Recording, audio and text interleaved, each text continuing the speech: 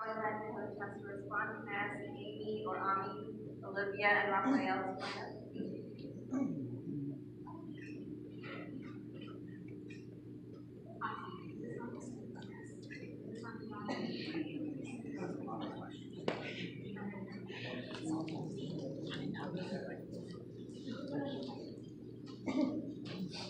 Sorry about that.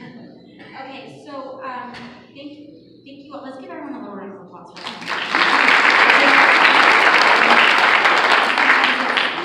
taking the step of standing up and asking a question from an audience could be a really big step for someone so important that we approve that. So anyway, the first question about the local Bronx Democratic Party. I think it's a really excellent question. It actually speaks to the structure of just county Democratic parties in the city in general. They are not, the rules that go into governing local parties are very arcane, which means like they're very complicated. And the more complicated these systems are, the harder it is for everyday people to participate in them.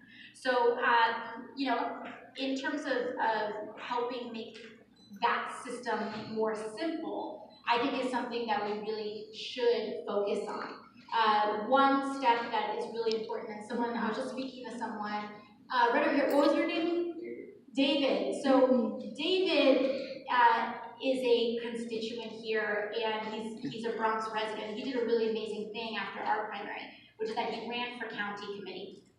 And a lot of people don't know about county committee. Yeah, let's give a round of applause. A lot of people don't know what county committee is. County committee is like the most granular, easy way to get involved in local politics as an individual. So what you can do is that you can run for county committee, you can go to your name. It's like basically being the mayor of your block. So that is how small the actual system, the actual like area is. Sometimes it's even half a block. So they literally draw a mini district around a handful of buildings, and you are the committee person for those couple of buildings. And it seems like a really small thing. It's volunteer. County committee meets pretty infrequently. They change. Some of them meet as infrequently as once every 2 years. But it's very powerful. Because in New York City, about 1 out of every 3 seats is decided via special election. And the people who decide who the Democratic nominee is going to be in that special election is the county committee. So you can help decide about 1 out of every 3 elected officials in the city. One of the issues that can be really difficult sometimes to get in county committee, in Queens, it was even crazier. But in terms of what I would like to do, I would like to, and as we have been this summer, amplify a lot of the continuing effort to educate people about what county committee is, because it's kind of deliberately left a little bit under the radar. Educate people how they can get involved and amplify the work of organizers like Bronx Progressives to help people get plugged into that process, because sometimes it's not even about left and what I often tell people is that I don't believe that our politics are about left and right. I think they're about top and down. And I think what I try to do is advocate for working class, middle class, and poor families to make sure that they have the basic economic dignity that they have worked so hard for and deserve. So, but one of the ways that we need to do that is also simplify our democracy. So, now I'm going to talk. Okay. So that's Bronx time. Thank you. No problem. The second one is on projects for Puerto Rico. And this is such an important and dear issue to not just me, but to so many Bronxites.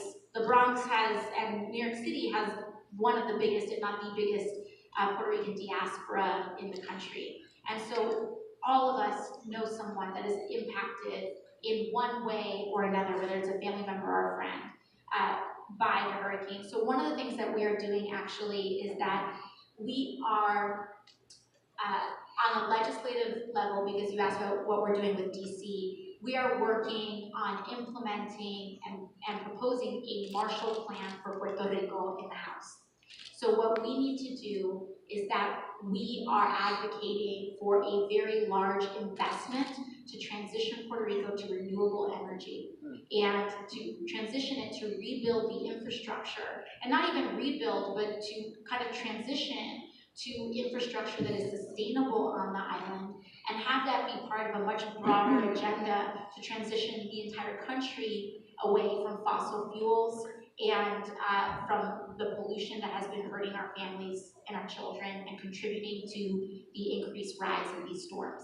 So right now, the Marshall Plan in the Senate has been introduced by Senator Bernie Sanders, Senator Elizabeth Warren. It's also been co-sponsored by Kamala Harris, Kirsten Gillibrand, I believe, Cory Booker, but there's no companion bill in Congress yet. So we can't get this stuff passed unless we have a champion in the House. So one of the things that we're looking into is seeing if we can propose and champion that companion legislation in the House so that we can get that investment, because Puerto Rico received a fraction of the FEMA recovery funds, as Houston did in Hurricane Harvey, as Florida did in Hurricane Irma, as we did in Hurricane Sandy. And Houston's just one city. It was the entire island of Puerto Rico that was demolished. And so it's not to say that those places shouldn't have gotten that funding, but it's to say those people deserve an equitable amount of funding as well. And so that's one of the things that we're doing with response to the storm. We also need to work with FEMA, because there's a lot of people that were made homeless by the storm that moved to New York, and now their FEMA funds are being cut off, but their homes have not been rebuilt back home. So they're stuck in a limbo. So we're working on extending some of that FEMA funding there. And then lastly, really we need to address the basic colonial status of Puerto Rico in the current day. And we need to acknowledge that it is an injustice to be born an American citizen and not be allowed to vote for president, to not have federal representation, to not have a member of Congress, to not have a senator. That is not okay. It's not okay. And so one of the things that we're also working toward is a legitimate self-determination for the island, because people say, oh, they voted for statehood before, but if you've noticed, regardless of the outcome of that vote, it never actually happens. And people deserve to have the representation that they want and the status that they want. So that's for Puerto Rico. And then lastly, the question on Pfizer cutting research and Parkinson's. It's such an excellent question, and thank you for asking it. I don't know where you are. Thank you so much for asking it. So this is, so Pfizer is a private company, and they are cutting back their research funding and allocations to a lot of important diseases. And this is not just happening with Pfizer, this is happening with a lot of pharmaceutical corporations across the board. And it's because of the fact that a lot of rules have been rolled back for the way these corporations can operate, which means that they can cut back on how much they're spending in research, but then spend more on inflating their stock prices. So a lot of what the basic things that we need to do is implement very strong rules. And they're actually Wall Street rules that we need to implement in order to rein in some of this misbehavior, because then what they are able to do is put it on the government's bill to do all of that research, which isn't necessarily a bad thing, but then here's what happens. We as taxpayers pay for the government to invest in pharmaceutical or in drug research. Then that drug research leads to a lot of breakthroughs, but then these pharmaceutical companies take that research, then they patent it basically, and then they turn it to medications. And so all of that money that we paid as taxpayers, we do not get back in terms of the medications that turned into. So one aspect is that we have to change that. We have to change that system. And if we are spending tax money on that kind of research, then we need to treat it as an investment. And we deserve a return on the investment that we make as taxpayers into solving some of our most important and frontline diseases. But then the other thing is also addressing something known as stock buybacks. This is getting a little bit into the weeds, but actually this word, stock buybacks, explains a lot of what is happening to our economy today. So we all see, you hear people on the news saying the economy is better than ever, the economy is better than ever, right?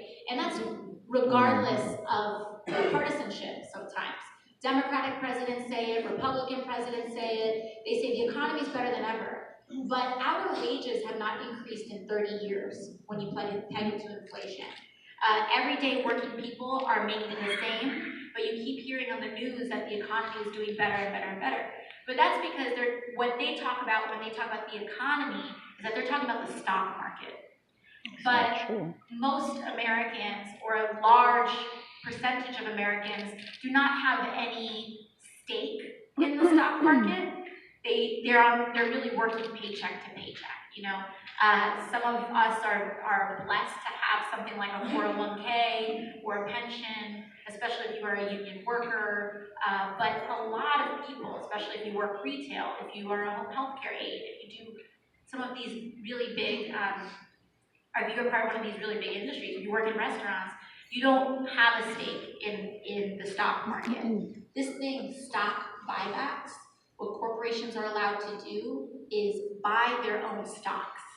And when a corporation is allowed to buy their own stock, then that drives up the price of the stock almost artificially. And so then the higher the stock gets paid, CEO pay is tied to stock price pay. So when you hear about these CEOs making tens of millions and hundreds of millions of dollars, it's because their pay is pegged to the stock price. So anytime they get a tax break, what we saw with this $2 trillion GOP tax break, that tax break largely went to corporations and the very, very, very, very rich. Like we're talking about hundreds of millions of billionaires. And so when those people get a tax cut, I'm sorry about that. What they do is that they go straight to buying those stocks back. Thank you so much. They go straight to buying those stocks back, driving up the price. But then none of those resources, like the Republicans in Congress right now, they made the argument that if they get those tax cuts, they'll take that money and they'll invest it. But we saw that none of that has happened because trickle down does not work. So to address your question, some of the things that we need to do, we need to make sure that if government is investing in research, that we have a stake in what happens. Anything that is developed from that research, there should be kind of a payback on that investment. And then the other thing that we need to do is regulate stock buybacks, so that not just pharmaceutical companies, but all sorts of companies don't have to focus on the well-being of everyday people, not just the number on the stock ticker. And so I think that was all. So let's hear the next one. Hi, so my name is Rafael. I live just a few blocks away from here. And well, first of all, thank you. Thank you for being here. I wanted to say congratulations on winning your primary a few months ago. And my question is about immigration, because I'm an immigrant activist. You tweeted a few weeks ago that abolishing ICE does not mean abolishing deportations. However, for many immigrant activists like myself, abolishing ICE does mean abolishing deportations, or at least we still have those two goals that we're striving towards. So my question for you is, why not join us?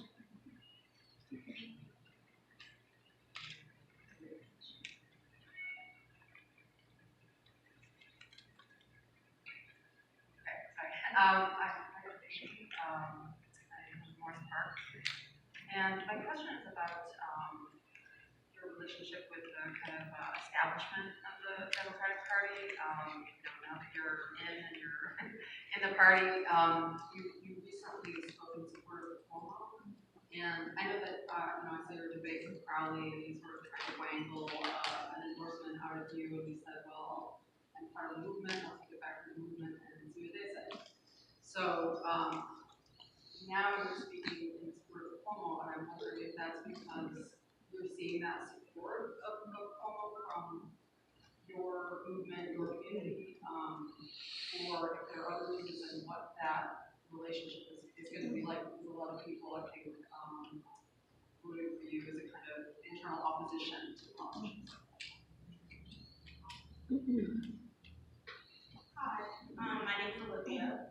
So I was watching your interview you did with DeRay McKinson, the Black Lives Matter, and to like do more like research into like your stand on African American issues and so underreported.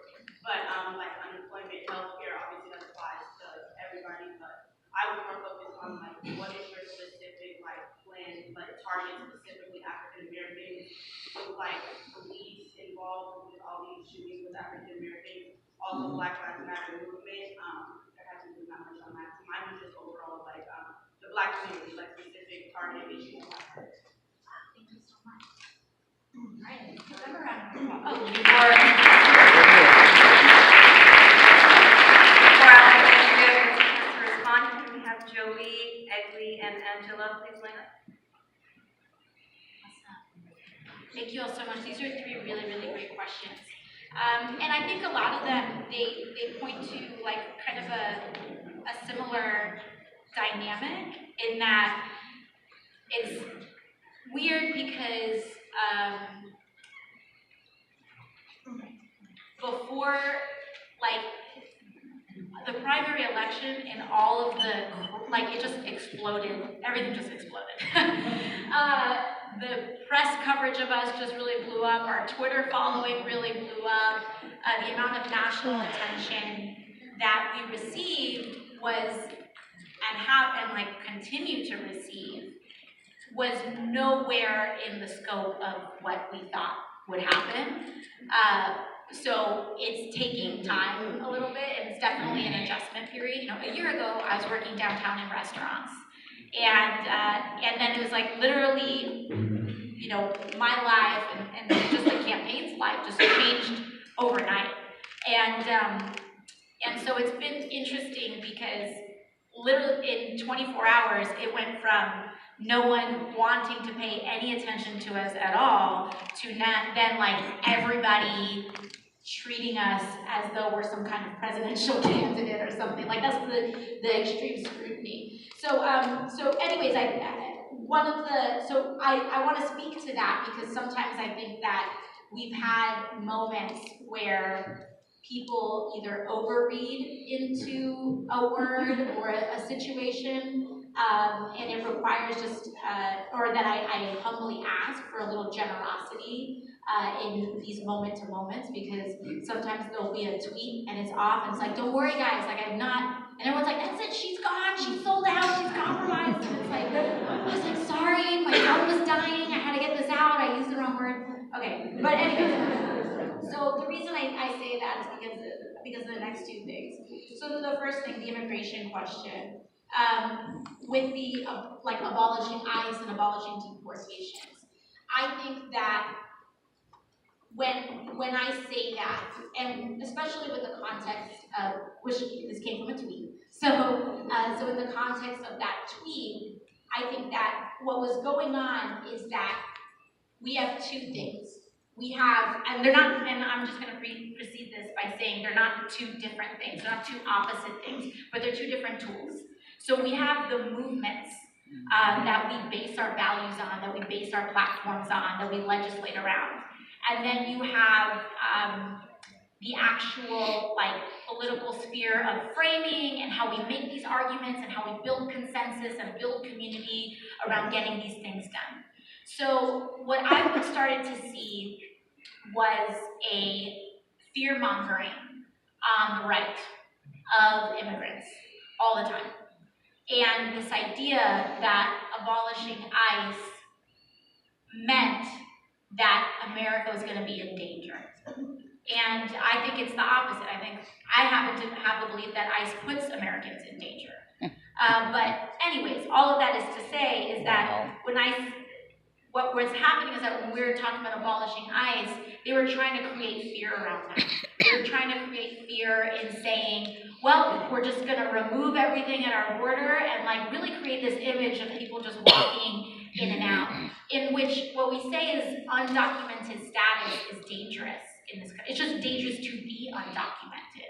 And our goal is to document and make sure that people are safely documented as much as possible. And so when I say abolishing ICE doesn't mean abolishing deportations, I think it's because we eventually do want to create a world where deportation is not necessary for, particularly if you are a productive, peaceful member of society. But when we had, and like in that moment, the example that you had pointed out was in Queens, there was a deportation of someone who was an actual Nazi in World War II. And he was allowed to stay here while meanwhile hardworking people from Latin America were being targeted and deported. So they're making a big deal about it. And, I think for me, you're gonna be hard pressed. You're gonna be hard pressed to get me to say that convicted Nazis should stay in the country. That's just what it is. But I do think that what we do is that we work towards an outcome where deportations become less and less necessary. And I think so, how we message better on that with the movement is totally a conversation that I'm open to having. But again, our platform has not changed, and our immigration platform has not changed at all. The second question, so regarding like an endorsement of the governor, basically this was another situation where it was like a 2-minute clip on CNN that everyone is saying that like I haven't officially endorsed the governor, and I have never released a press release, I have never used that word, but I can understand why people were concerned. For me, I think it was basically, you kind of get put on these like live TV interviews, and first of all, they told me it was going to be all about Puerto Rico, and then it wasn't. And I was like, okay, great. I guess we're talking about 10 other things besides this. But anyways, so they bring this on me, and it's like, okay, I saw what was going on, and that they were, I think on television, they were trying to go to fight and like create a fight and create this little dramatic moment. And I wasn't going to take the bait of that. I didn't want to. So people are saying it's an endorsement. It's not, but it's also to say that I don't want a Republican to win the gubernatorial seat. Yeah, and so it's not like I'm like working for the man or anything. It's just, and that's what I said. I am hoping that all Democrats that we're supporting, now that the primaries are over, we're able to replace and make sure that we're pushing for progressive policies, and people kind of run that into like I've endorsed and like all of these things, but it's no secret that the governor's been kind of talking a little smack and saying this, that, and the other about my campaign, but that's okay. Like I'm here to say, you know what, it's all good. And because we're focused on our agenda and we're focused on our issues, and I don't want to get involved in the he said, she said, gossip, this, that, and the other. It's like, all right, you want to knock, that's fine. I'm going to support, I'm going to be the rising tide that lifts all boats. But I remain committed to my progressive causes. I remain committed to getting money out of politics. I continue to refuse and reject all corporate money from my campaign because I want to put this community first.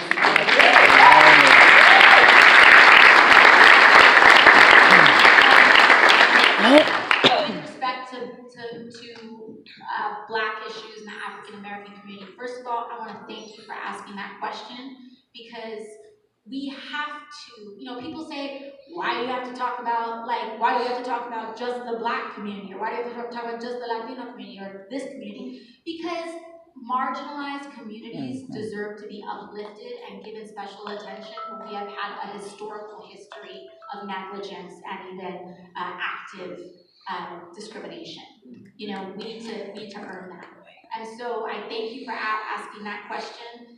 As a matter of fact, one of the first organizations that ever endorsed my campaign was Black Lives Matter of Greater New York.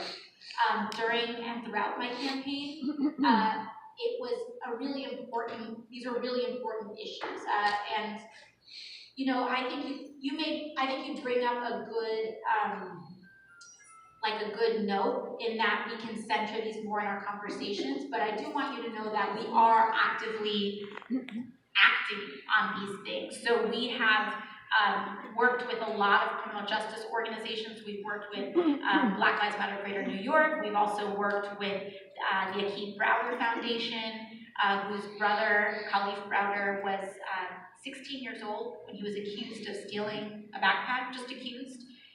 He was never found guilty. He was kept in Rikers jail for 2 years, solitary confinement as a teenager. He developed, he had severe mental health issues as a result. Adolescent, rape. I believe that solitary confinement is a form of cruel and unusual punishment. But he was kept and abused, and as a result committed suicide. And his brother has committed himself to reforming our criminal justice system.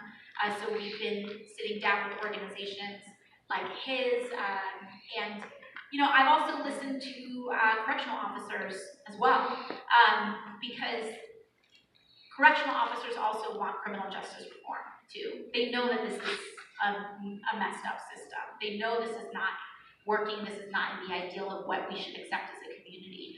So it's within our platform. We want to abolish cash bail so that we are not just jailing the poor.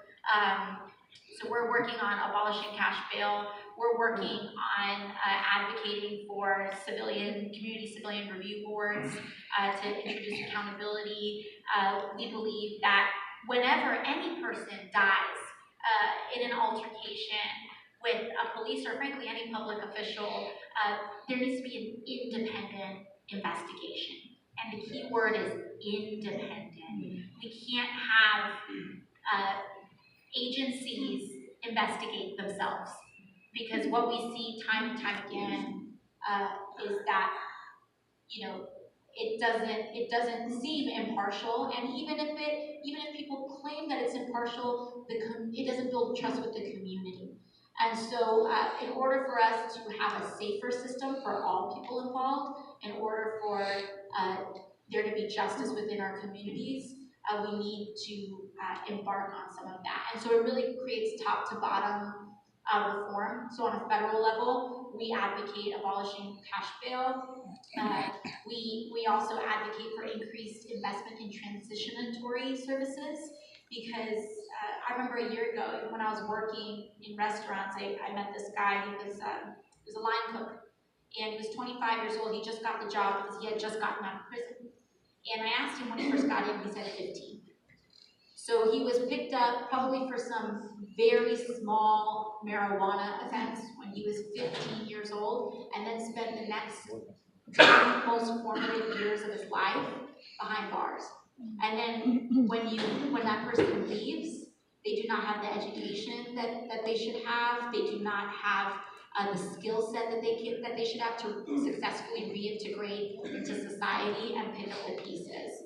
And that in and of itself triggers a cycle of intergenerational poverty. So what we need to do is make sure that we're investing in these transitionatory services, because it makes us better as a community. We are better off with more skilled people, period. And when a person has served their time, we also advocate for blocking the box as well, because when a person commits a crime and is sentenced to the crime, the sentence is their punishment. And when they serve their punishment, that is the penance that they paid to society. And that penance should be done when they are finished serving their sentence. And we shouldn't continue to punish people. If we felt that they deserved a longer sentence, then that judge gives them a longer sentence according to that crime. But those are some of the things that we advocate for and that we do.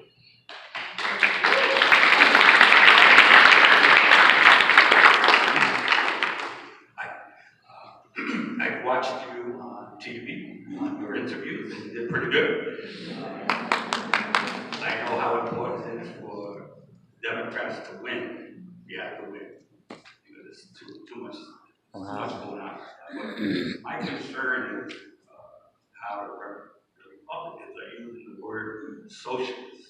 And the reason I'm concerned with it, I don't think there's too much here in New York. But my wife was Cuban, and we went to Cuba where they got dictatorships, they got socialism, and not good. So I know in Miami, but I think it's going to be a problem labeling them as socialists. So you do to overcome people's fear and their ignorance? You know, what can you do?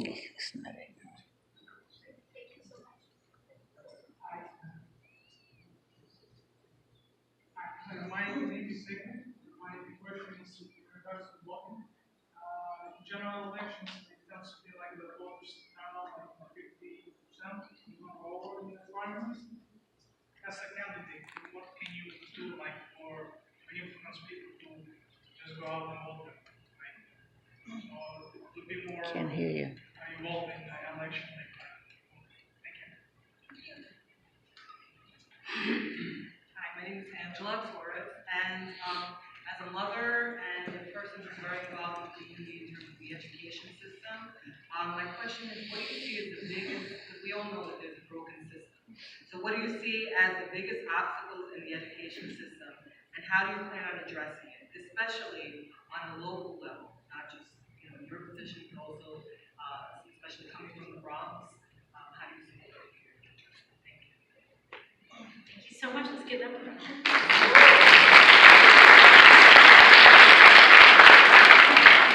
Before Alexandra response, can we ask Sharon, Jeroen, and Tiffany? Awesome, thank you. So one by one with these questions.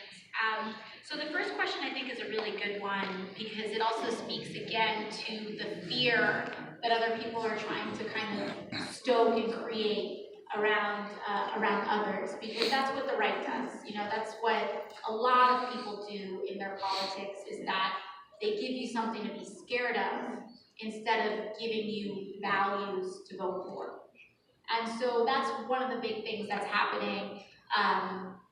When people are saying, oh, socialist, socialist, socialist, and for anyone who was around during our campaign, that's not how we campaigned. We weren't knocking on people's door and saying, hey, socialist, socialist, socialist. That's not what we did. We were knocking on people's door and saying, we believe in improved and expanded Medicare for all. We knocked on people's doors and we said, we believe in a living wage. We believe in tuition-free college for our children. We believe in addressing the dramatic swings in our climate. We believe in renewable energy. And that, to me, I think is what our advice is as a movement, is to always bring it back to the issues. Now, what I will say as well is that, people create so much fear, and I actually had this conversation. I joined Congressman Jerry Nadler, who is in Manhattan, for a little bit of a Q&A 2 days ago, and someone had brought this up as well. And I think it's an important conversation to have as well, because there are so many different perceptions about what this word means, because there's no one definition. There's no one definition. For me, and that's why they say, like, what does it mean? And for me, and I've said it before, is that I believe in a modern, moral, and wealthy society. No person should be too poor to live. And my interpretation of that are these policies. You don't have to call yourself anything. One of the reasons why I was so proud to have DSA's endorsement is because of what they do, not just because of what they say, but what they do. What DSA does is that they set up a table right by, I think it's like the Q44, no, one of these other bus routes. But they set up a table every Saturday, or every other Saturday this summer, and they put out coffee and donuts for families who are visiting people at Rikers. And they're saying, we want to talk to you about ending cash bail. We want to talk to you about reforming our criminal justice system. DSA, they will set up and they will change people's brake lights for free so that they don't get pulled over by the police and get risked into a violent altercation. I'm proud to be endorsed by an organization that acts in that way. I'm really proud to do that.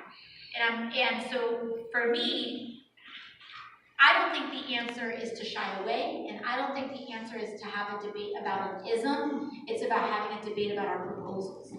And to say, listen, this is not about that, because that's what they want to do. They want to make it about that. This is about let's actually look at what's on paper. You actually pull up my website, it says right on my website exactly what we're fighting for.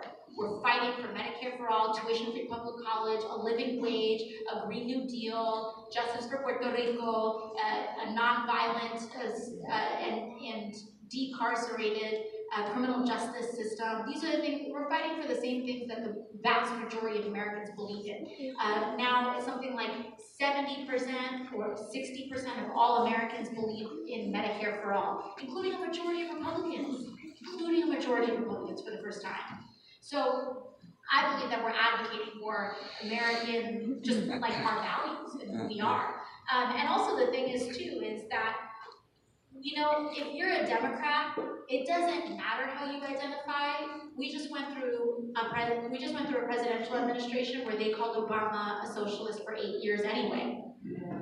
So like, just, you know, accept that they're gonna call you that and say, you know what, I don't care. Like, go for it, go to town, because just always go back to the issue. Always go back to Medicare for all, always go back to a living wage, always go back to education and healthcare and all of those things, because they're trying to distract you with that conversation. And we all know that ultimately what this is about is being true to our democracy. And our democracy has been taken over by special interests, and everyday people are not being heard in our government. And that's really, I think, the radical revolution that we're trying to have, is to put government back in the hands of people.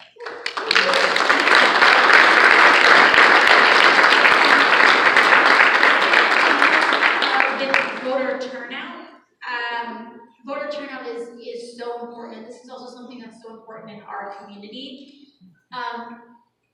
Communities and people blame themselves for not voting. They feel there's a lot of guilt around it. You know, our community has pretty low voter turnout, but actually, I think it goes both ways.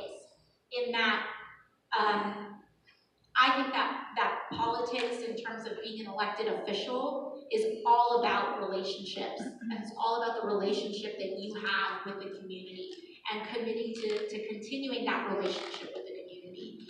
And when the community doesn't feel like there's a relationship, you don't show up, you don't turn out. And so I feel like for a very long time in the Bronx, a lot of communities have felt neglected, and so they say, what's the point? And so they don't turn out to vote. And which is why in our campaign, in our primary, we actually expanded the electorate 68% over the last off-year midterm election. And we did that by speaking directly to people who felt disenfranchised. Everyone right now in the system says only talk to the people who already vote if you want to win an election. And we actively rejected that. And we said, you know, we know that's the common wisdom, but what we're going to try to do is actually engage more people in the process. And with that was actually a benefit of, that is a benefit of taking very bold policy positions. Because taking really bold policy positions is basically saying, I'm fighting for students, I'm fighting for working people, I'm fighting for hourly wage workers. By taking those really bold statements, we're talking about exactly who we're fighting for. So I tend to think that progressive movements are really primed to expand the electorate, but we also need to be our own organizers. You know, we need to send, when we know it's an election day, we gotta show up. You know, we gotta say, all right, you know, and New York doesn't make it easy. New York State, our laws, we are a voter suppression state. People don't like to say that because we're a blue state, but blue states can do a lot of bad things too, you know? And in New York State, even though we're a Democratic state, we participate in some of the worst voter suppression in the country. In 2016, we had the second lowest primary turnout in the nation, second only to Louisiana. And that's because we are one of the only states that doesn't have early voting. We don't have mail-in ballots. We don't have no excuse absentee voting. We have like 10 elections a year. And almost every other state has all their elections on the same day in terms of a primary. I think we're the only state in the country that separates federal primaries from state primaries. And the reason for that is to get you tired. Is to say, I'm gonna skip this one. Like, I don't, like, it's too much. By the time November rolls around, we would have had 4 elections this year. New York State would have had a special election, would have had a federal primary, we would have had a state primary, and we would have had a general election. It's ridiculous. And so what we need to do is press our state legislatures, press our state assembly members, press our state senators, and press our governor into saying it's time that we have basically a New York Civil Rights Act. It's basically time that we have a New York voting rights movement.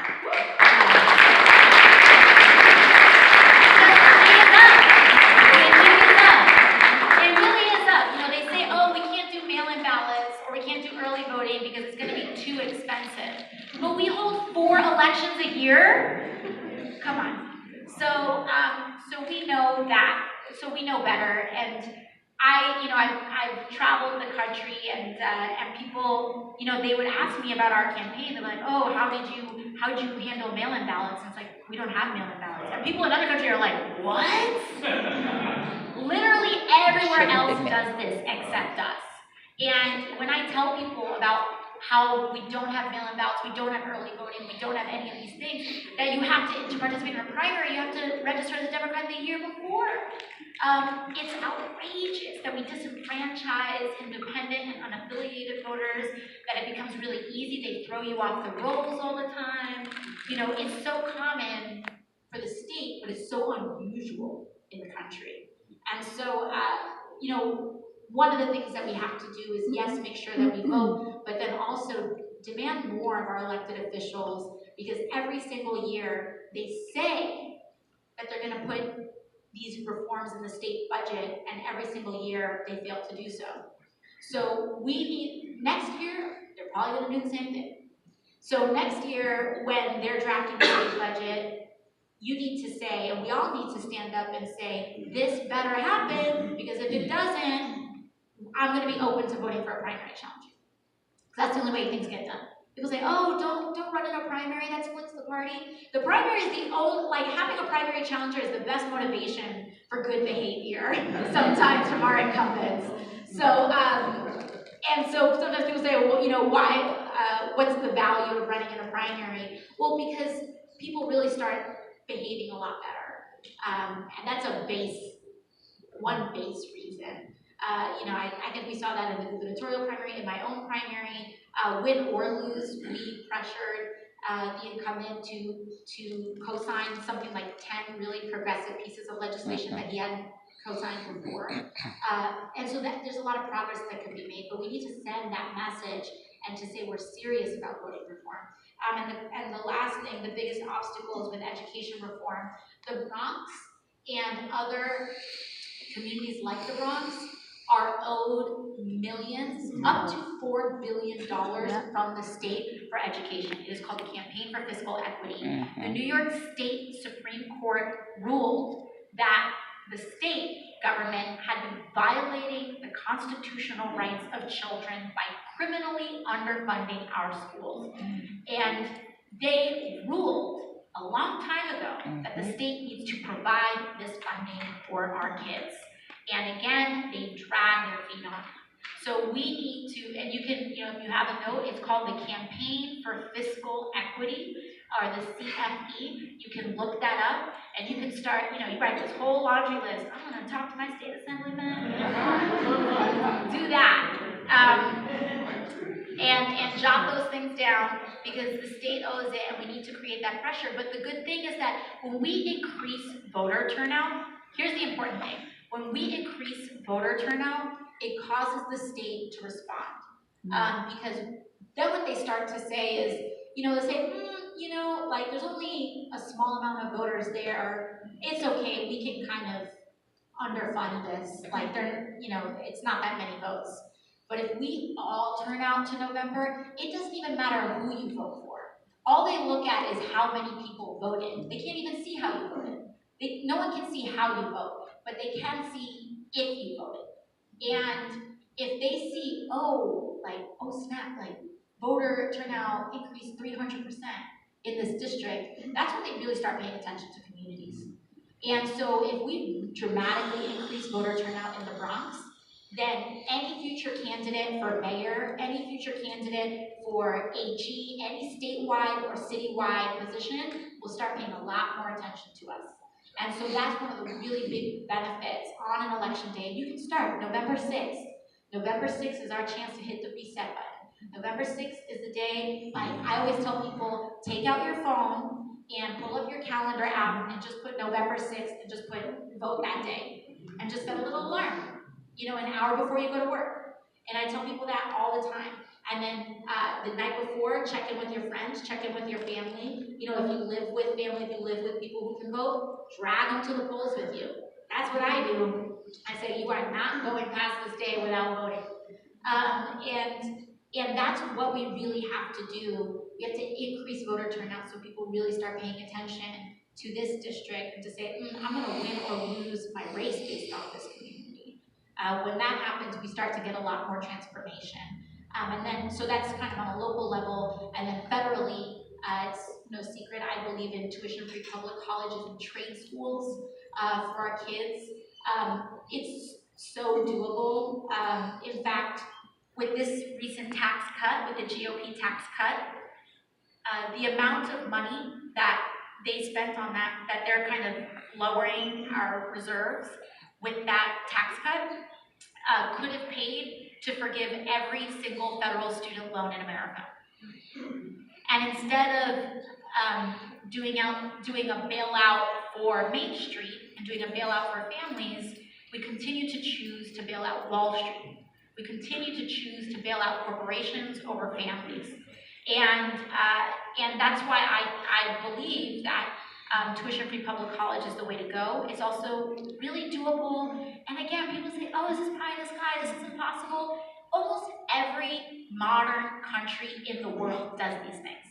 Almost everyone. Canada has a single-payer system. The UK has a single-payer system that's even more socialized than Medicare for all.